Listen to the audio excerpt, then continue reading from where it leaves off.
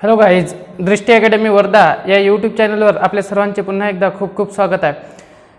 आजचा आपला इंग्लिशचा सेकंड पार्ट आज आपण कंटिन्यू करणार आहे. तत्पूर्वी आपला इंग्लिशचा फर्स्ट पार्ट झालेला आहे, ज्याच्यामध्ये आपण पाहिलेला आहे की स्टेट PCSमध्ये कशा पद्धतीने आपला इंग्लिशचा सिलेबस डिझाईन केलेला आहे, त्याच्यामध्ये कंटेंट्स कुठले आहे आणि तुम्हाला कुठल्या पोर्शनवरती जास्तीत जास्त भर द्यायचा आहे. तर आजचा आपला त्याच्यामधलाच एक पोर्शन म्हणजेच कॉमन व्होकॅब्युलरी, म्हणजेच कॉमन व्होकॅब्युलरीचा कशा पद्धतीने अभ्यास करायचा आणि त्याच्या आतमध्ये कुठले कंटेंट्स येतात त्याचा आज आपण अभ्यास करणार आहे. बघा, लक्ष द्या.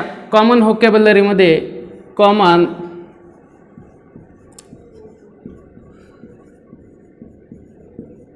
जनरली कॉमन व्होकॅब्युलरीमध्ये आपल्याला 4 टाइप्स दिलेले असते.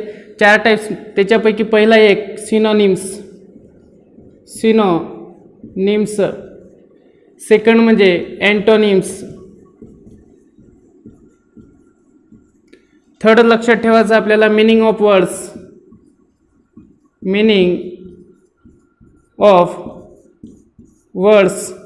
आणि फोर्थ लक्षात ठेवायचं आपल्याला वन वर्ड्स सबस्टिट्यूशन. 4 टॉपिक आपल्याला लक्षात ठेवायचा आहे, ज्याच्यामध्ये आपल्याला एक सिनोनिम्स आहे, एक अँटोनिम्स आहे, एक मीनिंग ऑफ वर्ड्स आहे, वन वर्ड सबस्टिट्यूशन्स. कशामध्ये? कॉमन व्होकॅब्युलरीमध्ये. कॉमन व्होकॅब्युलरी कुठल्याही सिलेबसचा पहिला कंटेंट्स आहे, ज्याच्यामध्ये हे 4 टॉपिक अभ्यासला जाते. आता सिनोनिम्स आणि अँटोनिम्सचा अभ्यास करताना नेमका आपल्याला अभ्यास काय करायचा आहे, तर त्याच्यासाठी आता आधीचे आपण सिनोनिम्स आणि अँटोनिम्स याच्यावरती भर देऊ. सिनोनिम्स. दुसरा टॉपिक आहे अँटोनिम्स. जनरली या 2 टॉपिकमध्ये किंवा या 2 टॉपिकचा अभ्यास करत असताना आपल्याला रूट वर्ड्स माहिती असणं गरजेचं आहे. त्याच्यानंतर प्रेफिक्स आणि सफिक्स हे सुद्धा माहिती असणं गरजेचं आहे. जसं रूट वर्ड्स म्हणजे काय, सेकंडमध्ये प्रेफिक्स म्हणजे काय आणि सफिक्स म्हणजे काय, तर या 2 गोष्टीवरती किंवा या 3 गोष्टीवरती जर तुमची चांगल्या प्रकारे पकड झालेली असेल तर कुठल्याही एक्झाममध्ये आपण सहज कुठल्याही सिनोनिम्स आणि अँटोनिम्सची इझिली आन्सर देऊ शकतो. आता रूट वर्ड्स म्हणजे काय, जसं रूट वर्ड्स तुम्हाला माहिती पाहिजे. जसं एक वर्ड्स घेतो मी, फॉर एक्झाम्पल थिओलॉजी.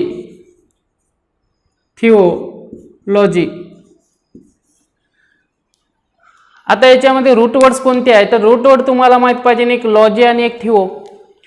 याच्यामध्ये एक थिओ आलेला आहे आणि एक लॉजी आलेला आहे. तर इथे बघा, सिंपल थिओ म्हणजेच काय, थिओ म्हणजेच रिलिजन. थिओचा अर्थ होते रिलिजन आणि लॉजीचा अर्थ होते स्टडी. लॉजीचा मीनिंग होतो स्टडी.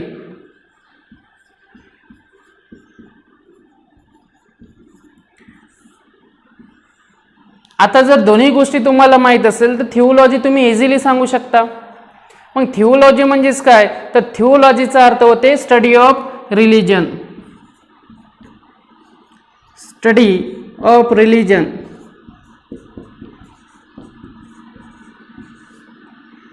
जो धर्माचा अभ्यास करतो त्यालाच का म्हणतो आपण थिओलॉजी म्हणतो, त्यालाच का म्हणतो आपण स्टडी ऑफ रिलिजन म्हणतो. मग आता हे जर तुम्हाला माहीत झालेलं असेल, थिओलॉजी म्हणजे स्टडी ऑफ रिलिजन, मग याचे अपोजिट सुद्धा तुम्हाला माहिती पाहिजे. मग थिओलॉजीचे अपोजिट काय होते, तर अँथिइझम.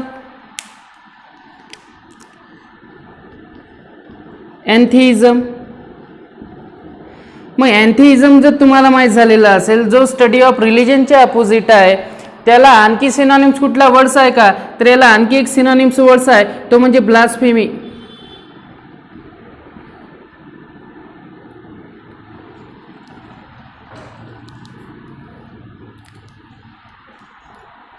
आणखी एक वर्ड त्याला तुम्हाला लक्षात ठेवता येईल का, तो म्हणजे स्केप्टिझम.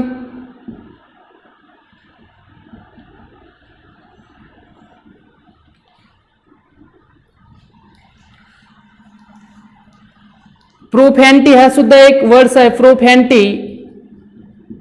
आणखी एक वर्ड तो म्हणजे सॅक्रिलेज.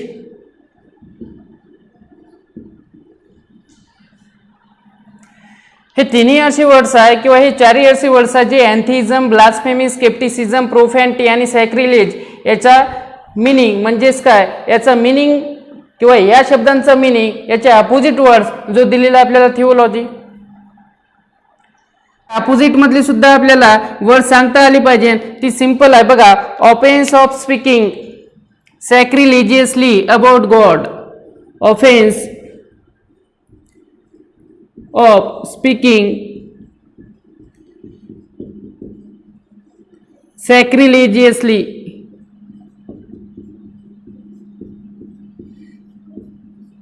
about God.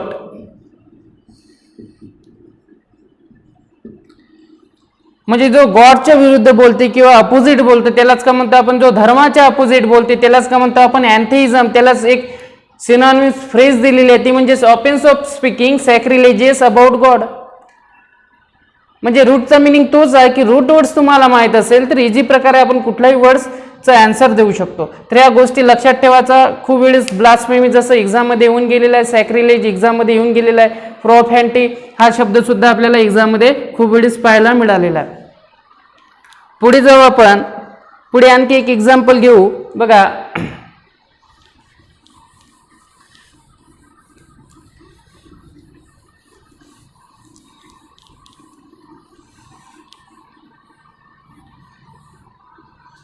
जसं एक्झाम्पल नंबर 2 अँथ्रोपोलॉजी. अँथ्रोपोलॉजी. आता अँथ्रोपोलॉजी आणि एक सेकंड वर्ड्स आहे अँथ्रोपोमॉर्फिझम. अँथ्रोपोमॉर्फिझम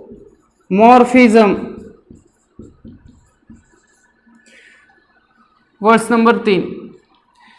आता अँथ्रोपोलॉजी मध्ये एक लॉजी हा रूट वर्ड्स तुम्हाला माहित झालेला आहे ज्याचा मिनिंग होतो स्टडी. लॉजीचा मिनिंग माहित झालेला आहे आपला ज्याचा अर्थ काय होतो स्टडी.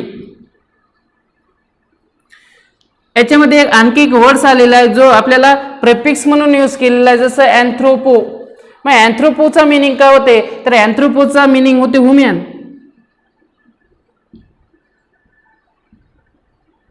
Means human. मग अँथ्रोपोलॉजीला का म्हणतो आपण, ज्याला आपण मराठीत म्हणतो मानववंशशास्त्र.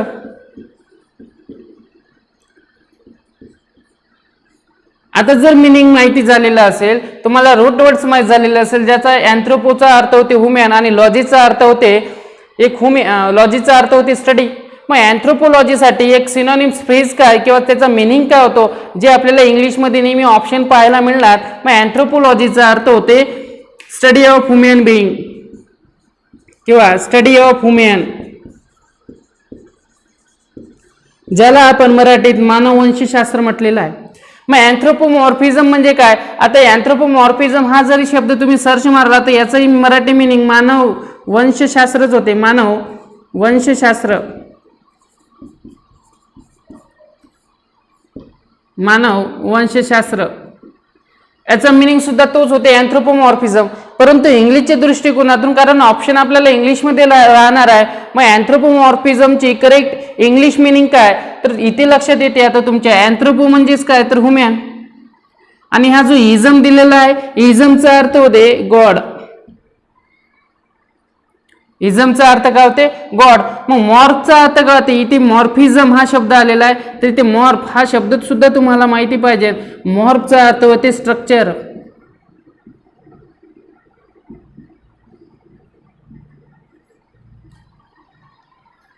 मग आता तुम्हाला अँथ्रोपो म्हणजे माहित आहे ह्युमन, मॉर्फ म्हणजे स्ट्रक्चर आणि ISM ही इझम. जसं आपण हिंदुझम बुद्धिझम हे जे वर्ड्स घेतलेले याच्यामध्ये इझम आलेला आहे. इझमचा अर्थ होते गॉड. ISM. मग याचा मिनिंग काय होते तर याचा मिनिंग सिंपल मिनिंग आपल्याला लक्षात ठेवायचा आहे. तो म्हणजेच काय तर study of human structure. Study of human structure. Structure to god हा मिनिंग आपल्याला लक्षात ठेवायचा आहे. अँथ्रोपोलॉजी आणि अँथ्रोपोमॉर्फिझम दोन्हीही विचारलेले शब्द आहे एक्झाम मध्ये जे आतापर्यंत विचारलेले आहेत.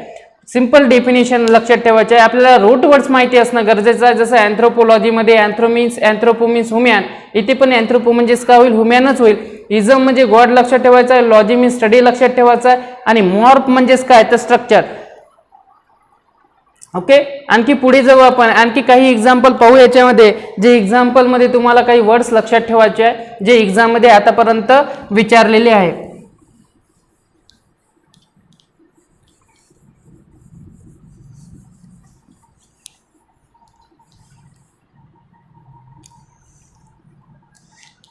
सिंपल एक्झाम्पल नंबर 4, जसं सॉमनिया. आता एक सॉमनिया शब्द आहे. आता याच्यापासून या रूट वर्ड्स पासून मी वेगवेगळे वर्ड्स बनवतो. जसं एक आहे इनसॉमनिया, 5th नंबर घेऊ आपण. 6th number सोमनियाम्बुलिस्ट.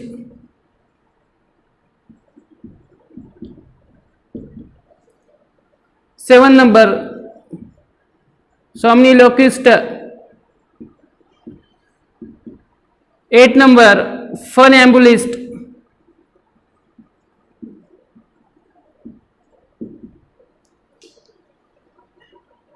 9 नंबर एम्बुलंट.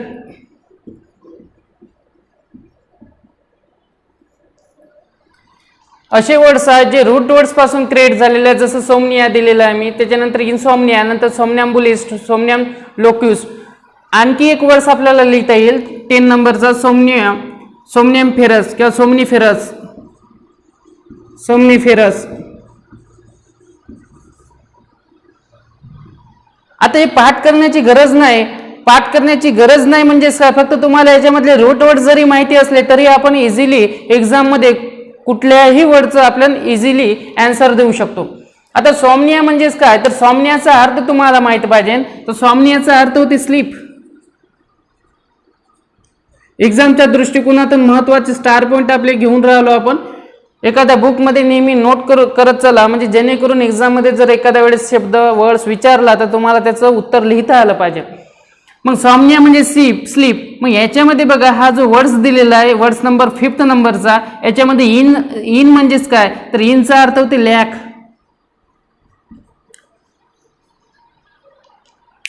आता तुम्हाला सगळं माहिती झालेलं आहे. सॉमनियाचा अर्थ स्लीप आणि इनचा अर्थ होते लॅक. मग इनसॉमनिया म्हणजे काय होते, अ लॅक ऑफ स्लीप.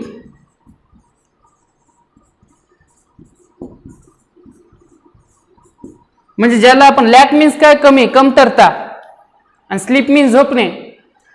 जाऊ आपण वर्ड्स नंबर 6 कडे. आता वर्ड्स नंबर 6 बघा, सोमनियम एम्बुलिस्ट दिलेला आहे. सोमनियम एम्बुलिस्ट. सोमनियम एम्बुलिस्टचा अर्थ काय होते, सिंपल आहे. एम्बुलिस्ट लक्षात ठेवायचं आपल्याला. आता सोमनियमचा अर्थ तुम्हाला माहित आहे, फक्त इथे एक नवीन वर्ड आलेला आहे तुमच्यासाठी, तो म्हणजेच काय, एम्बुलिस्ट. आणि एम्बुलिस्टचा अर्थ होती वॉक.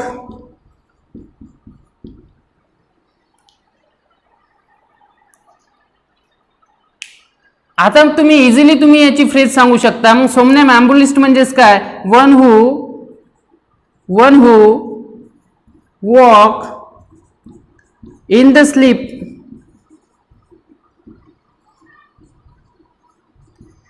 बघा डेली लाईफ मध्ये किंवा तुम्ही तुमच्या घरामध्ये सुद्धा पाहत असाल, काही लोकांना झोपेमध्ये काय असते, चालण्याची सवय असते. मग त्याला काय म्हणायचं, सोमनियम एम्बुलिस्ट.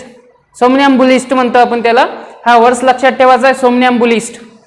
ज्याच्यामध्ये एम्बुलिस्ट मीन्स वॉक करणे म्हणजेच काय, चालणे. जेव्हा आपण वर्ड्स नंबर 7 कडे, वर्ड्स नंबर 7 बघा. आता सोमनी हा वर्ड्स तुम्हाला पाठच झालेला असेल. सोमनीचा अर्थ काय होते, स्लीप म्हणजेच काय, झोपणे. मग लोक्युस्ट म्हणजे काय, हा नवीन वर्ड्स आहे तुमच्यासाठी. हा लोक्युस्ट हा शब्द तुम्हाला माहिती पाहिजे. लोक्युस्ट, तो लोक्युस्टचा अर्थ होते टॉक. मग आता सोमनी लोक्युस्ट म्हणजे काय, जर तुम्हाला सोमनी लोक्युस्ट माहित झालेला असेल तर टाक याचा मिनिंग तुम्ही इझिली देऊ शकता. आणि त्याचा मिनिंग होते one who talk in sleep. झोपेमध्येच काही लोकांना बोलण्याची खूप सवय असते. म्हणजे तुम्ही तुमच्या आजूबाजूला पाहत असेल एखाद्या वेळेस, तर अचानक तुम्ही झोपेत असताना अचानकच एक झोपेतून असं बोलू लागतं, असं वाटतं की म्हणजे ती सिच्युएशन एक वेगळी असते. एक तर रात्रीचा टाइम आणि त्याच्यामध्ये एक झोपेमध्येच बोलणे म्हणजे भीती निर्माण एक आपल्या मनामध्ये तयार होते. मग सोमनी लोकिस्टमध्ये तुम्हाला लक्षात ठेवायचं आहे, त्याच्यापैकी लोकिस्ट म्हणजेच काय टॉक आणि सोमनी मीन्स काय होते स्लीप. आता फनएम्बुलिस्ट, आता फनएम्बुलिस्ट म्हणजे काय, याच्यामधले 8 नंबरचा जो वर्ड्स दिलेला आहे फनएम्बुलिस्ट, ते याच्यामध्ये तुम्हाला सगळ्या गोष्टी माहिती आहेत. सगळ्या गोष्टी म्हणजे कुठल्या, तर ॲम्बुलिस्ट या शब्दाचा मिनिंग काय आणि फन म्हणजे काय, फनचाही मिनिंग तुम्हाला सगळ्यांना माहिती आहे, जो आपल्या नेहमी परिचित शब्दापैकी एक आहे फन. Fun means enjoyment. इथे लिहितो मी, फन मीन्स काय होते, एन्जॉयमेंट.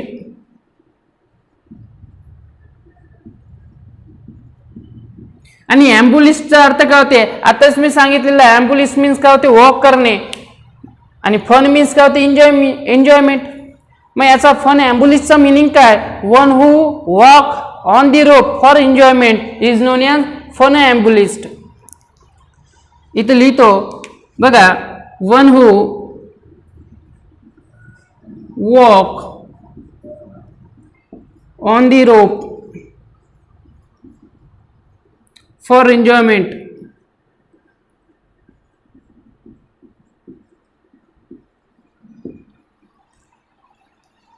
त्याच्यानंतर जेव्हा आपण वर्ड्स नंबर 9 करे, ॲम्ब्युलंट. आता ॲम्ब्युलंट मीन्स काय तुम्हाला माहिती आहे, ॲम्ब्युलिस्ट म्हणजे काय, वॉक. तर इथे आलेलं ambulant, one who able to walk, याला म्हणतो आपण ॲम्ब्युलंट. सिंपल शब्द आहे, सिंपल मिनिंग आहे याच्यामध्ये, लक्षात ठेवायचं आहे, एबल टू वॉक. एक्झामच्या दृष्टिकोनातून तुम्हाला फक्त रूट वर्ड्स माहिती असणं गरजेचं आहे. जर तुम्हाला रूट वर्ड्स जर माहीत झाले तर इझी प्रकारे आपण कुठल्याही सिनोनिम्स आणि अँटोनिम्सचं किंवा त्या जो वर्ड्स आलेला आहे त्या वर्डचं नेमकं मिनिंग काय, त्या मिनिंगचा अर्थ काय, हे आपण रूट या वर्ड्स वरून देऊ शकतो. आणखी एक वर्ड्स राहिला आपला सोमनीफेरस. मग सोमनीफेरस मध्ये एक फेरस वर्ड्स आलेला आहे, फेरस, आणि फेरसचा अर्थ होते थिंग.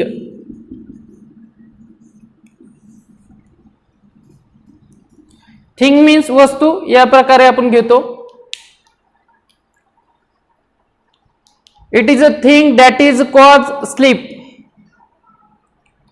सिंपल लक्षात ठेवायचं आहे, थिंग म्हणजेच काय वस्तू आणि सोमनी म्हणजेच काय फेरस. आता तुम्हाला सगळ्या वर्डची मिनिंग माहिती झालेली आहे. मग इथे काय,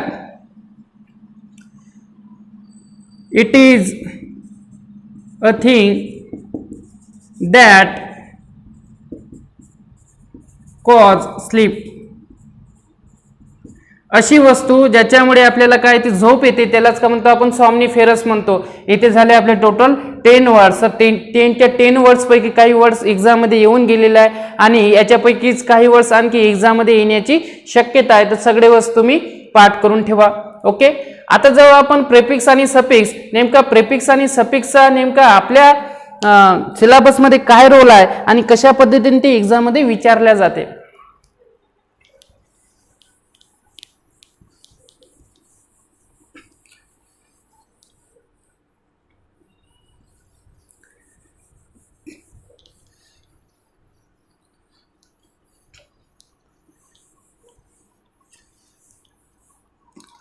बघा, प्रेफिक्स आणि सफिक्स याचा अभ्यास करत असताना आपल्याला काही गोष्टी माहिती आहे. प्रेफिक्स म्हणजे काय, जे शब्दाच्या अगोदर लावतो आपण त्याला काय म्हणतो आपण प्रेफिक्स, आणि सफिक्स म्हणजे काय, जे शब्दाच्या नंतर लावतो त्याला म्हणतो आपण सफिक्सेस. जसेच एक शब्द देतो मी तुम्हाला, पॉसिबल.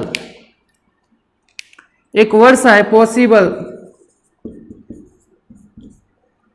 एक वर्ड्स आहे लीगल, आणि एक वर्ड्स आहे स्पेल.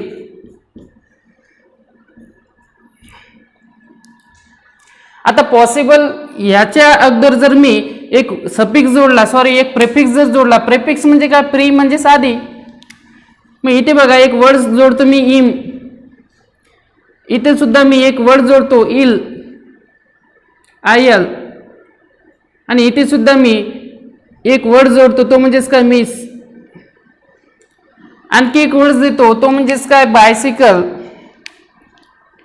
एक सायकल हा वर्ड देतो, आणि त्याच्या अगोदर आपण एक वर्ड जोडू तो वर्ड्स म्हणजेच काय तर बी आय. आता हे असे प्रेफिक्सेस आहे. आता शक्यतो प्रत्येक वेळेस तुम्ही प्रेफिक्स लावलेला असेल शब्दांना म्हणजेच ते सिनॉनिम्स मधून आपल्याला अँटोनिम्स मध्ये नेईलच याची काही गॅरंटी राहत नाही. परंतु मोस्टली काय होते, शक्यता खूप जास्त असते, पॉसिबिलिटी खूप जास्त असते. जर तुम्ही दिलेल्या शब्दाला जर या टाईपची तुम्ही प्रेफिक्स जर लावले तर तो वर्ड सिनॉनिम्स मधून अँटोनिम्स मध्ये जाईल. जनरली आपला हा निष्कर्ष राहते. ओके, जसं पॉसिबलचं काय होते विरुद्ध इम्पॉसिबल, शक्य आणि अशक्य. लिगल आहे, लिगलचे अपोजिट इल्लीगल. स्पेल दिलेला आहे तर स्पेलचे अपोजिट काय होते मिसस्पेल, मिसस्पेल म्हणजे स्पेल मीन्स करेक्ट, मिसस्पेल म्हणजे इनकरेक्ट असं त्याचा मिनिंग होतो. आता सायकल आहे, इथे सायकलच्या आधी जर तुम्ही हा BAI हा शब्द जर जोडला तर त्याचा अर्थ काय होते बायसिकल होते. पण सायकलच्या अपोजिट बायसिकल हा शब्द आहे का नाही, परंतु तो प्रेफिक्स मध्ये आपण यूज करू शकतो बायसिकल. म्हणजे आता तुमच्या लक्षात आलेलं असेल मोस्टली काय होते की जे आपल्याला शब्द दिलेले असते, जसं आणखी एक वर्ड्स घेता येईल आपल्याला, ते वर्ड्स म्हणजेच काय, जसं वर्कर आहे किंवा वर्क आहे वर्कर. आणखी एक वर्ड्स देतो मी तुम्हाला बघा, डेव्हलप. डेव्हलप मग डेव्हलपच्या अगोदर मी जर सपोज डेव्हलपच्या नंतर मी एक शब्द जर लावला जसं मेंट, जसं एक वर्क आहे, वर्करच्या नंतर जर मी वर्कच्या नंतर जर ER लावला. आता इथे काय होतं डेव्हलपमेंट, सिंपल आहे डेव्हलपमेंट लक्षात ठेवायचं आपल्याला डेव्हलपमेंट. आता इथे मात्र आपण काय जोडून राहिलेला आहे, सफिक्सेस जोडून राहिलेला आहे, शब्द आधी आणि त्याच्यानंतर दुसरा सफिक्स मेंट डेव्हलपमेंट. वर्क दिलेला आहे तर याचा अर्थ काय होते वर्कर. हे झाले तुमचे काय प्रेफिक्स, सॉरी सफिक्स, हे काय होईल तुमचे सफिक्स. तर प्रेफिक्स आणि सफिक्सचा काय रोल आहे, तर या टाईपची आपल्याला उदाहरणे एक्झाम मध्ये कुठल्याही एक्झाम मध्ये पाहायला मिळते. आता एक इथे लक्षात ठेवा, हा जो शब्द आलेला आहे स्पेल, स्पेलचा अर्थ होते फक्त स्पेलचा जर अर्थ घेतला आपण तर स्पेलचा अर्थ होते मॅजिक. याचा अर्थ काय लक्षात ठेवायचा आहे मॅजिक. त्यालाच म्हणतो आपण एन्चॅन्टमेंट.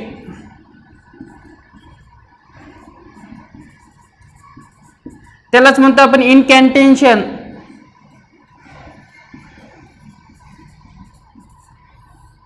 हे जे तुम्हाला मी वर्ड्स नेहमी सांगत असतो की वर्ड्स आपल्याला काय करायचे आहे, तर एक्झामच्या दृष्टिकोनातून आपल्याला सिनॉनिम्स, अँटोनिम्स, इडियम्स आणि फ्रेजेसवर जास्तीत जास्त आपल्याला लक्ष द्यावे लागेल. तर स्पेल म्हणजेच काय, जनरली आपण स्पेल हा शब्द जर घेतला तर स्पेल मीन्स स्पेलिंग या अर्थाने आपल्या मनात येते. पण जनरली स्पेलचा मिनिंग काय होते मॅजिक, आणि मॅजिक म्हणजे काय जादू.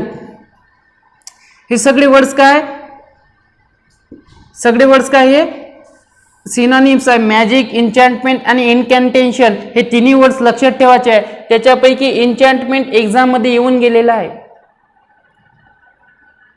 ओके, मग प्रेफिक्स आणि सफिक्सचा हा रोल तुमच्या एक्झाम मध्ये आपल्याला पाहायला मिळतो. आता पुन्हा काही सिनॉनिम्स आणि अँटोनिम्स असे आहे की ते आपल्याला पाठांतरच करावं लागेल. जसं बिगिन, बिगिन. आता बिगिनचा अर्थ काय होते, तर सिनॉनिम साठी आपण स्टार्टच लिहितो. आता फिनिश एक वर्ड्स दिलेला असेल आपल्याला, फिनिश, फिनिश म्हणजेच काय एंड. आता हे सिनॉनिम्स झाले दोन्ही वर्ड्स सिनॉनिम्स.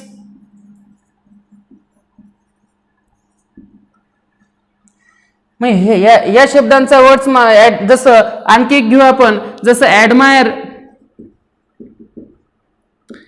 मग ऍडमायर साठी आणखी एक वर्ड्स लक्षात ठेवता येईल आपल्याला, प्रेज. हे काय सिनोनिम्स आहे.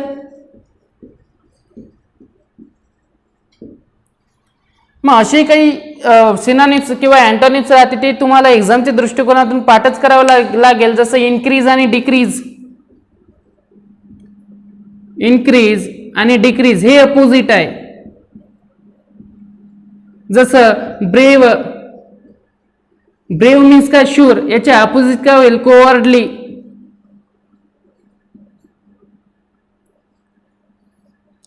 ब्रेव मीन्स शूर होत असेल तर त्याच्या अपोजिट कोवर्डली हा शब्द मात्र काय कशाचं काम करते, भित्राचं काम करते. मग दोन्ही वर्ड्स कसे झालेले आहे, अपोजिट झालेला आहे. आता हे वर्ड्स मात्र तुम्हाला काय करावं लागेल, नेहमी पाठांतर करावं लागेल. जसं डिव्हाइड, डिव्हाइड मीन्स युनिक किंवा युनाइट सुद्धा लिहू शकता तुम्ही. डिव्हाइड मीन्स काय होते, विभागणे, आणि युनाइट म्हणजेच काय, एकत्रित करणे. आणखी वर्ड्स देतो मी तुम्हाला, जसं जो एक्झाम मध्ये येऊन गेलेला आहे जायंट, आणि याच्या अपोजिट काय होते तर डॉर्फ. डॉर्फ मग जायंट म्हणजे काय तर जायंट मीन्स बिग किंवा खूप मोठा या अर्थाने घेतो आपण, आणि डॉर्फ म्हणजे काय स्मॉल, ठेंगणा म्हणतो आपण त्याला. तर हा शब्द आपल्याला एक्झाम दृष्टिकोनातून हा शब्द येऊन गेलेला आहे, हा सुद्धा येऊन गेलेला आहे. तर एक्झामच्या दृष्टिकोनातून आता सिनोनिम्स आणि अँटोनिम्स मध्ये नेमकं आपण रूट आणि प्रेफिक्स आणि सफिक्सचा कशा पद्धतीने अभ्यास केल्यास आपल्याला चांगल्या प्रकारे आपल्याला एक्झाम मध्ये येऊ शकते. त्याप्रमाणे आणखी आपण काही, जसं एक वर्ड्स दिलेला लाईक प्लस एबल. आता याचा मिनिंग काय, जसं एबल, एबल ज्या वर्ड्सना एबल हा शब्द जोडतो किंवा मेंट हा शब्द जोडतो किंवा TION हा शब्द जोडतो किंवा DOM हा शब्द जोडतो किंवा LY किंवा TH किंवा ER यासारखे शब्द जोडतात, ते शब्द कशाचं काम करतात, नाउनचं कार्य करतात, नामाचे कार्य करतात. जसं लाईक, लाईक म्हणजेच काय, आवडणे, एक वर्ब आहे तो. जसं आपण नेहमी म्हणतो आय लाईक यू, तू मला आवडतं, है की नाही. मग लाईक हा व्हर्ब आहे आपल्याला, आणि या व्हर्बला जर मी ABLE हा काय जोडलेला असेल, सफिक्स जोडलेला असेल, तर एक नवीन वर्ड्स मिळतो आपल्याला, लाइकेबल. आता हा मात्र का झाला, तर हा मात्र काय होईल, नाउन झालेला असेल. ओके. आता याचं सुद्धा फंक्शन आहे आपल्याला, पुढे पुढे आपण बघणारच आहे. जसं काही व्हर्ब दिलेलं असेल तर व्हर्बला आपण कुठलेच सफिक्सेस जोडल्यानंतर ते नाउनचं कार्य करतात. याच्यावरती प्रश्न आपल्याला एक्झाम मध्ये दरवेळेस 4 किंवा 5 प्रश्न राहतात. तर त्याचा सुद्धा आपण येणाऱ्या लेक्चरमध्ये, येणाऱ्या सेशनमध्ये आपण त्याचा सुद्धा स्टडी करणारच आहे. त्याच्या अगोदर आणखी एक तुम्हाला एक वर्ड्स देतो, तो म्हणजेच काय, जसं अटॅक. इथे लिहितो मी बघा, अटॅक,